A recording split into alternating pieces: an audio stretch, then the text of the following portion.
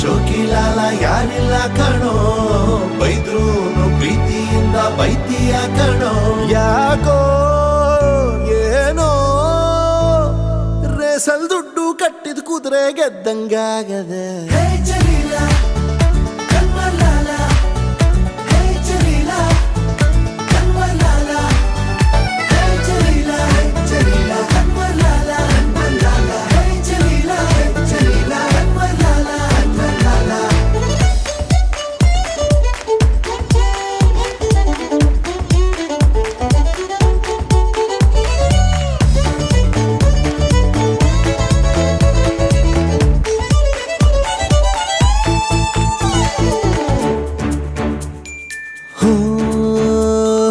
ಅಂಬಿಕಾ ನನ್ನ ಲವ್ ಮಾಡ್ದಂಗಾಗದೆ.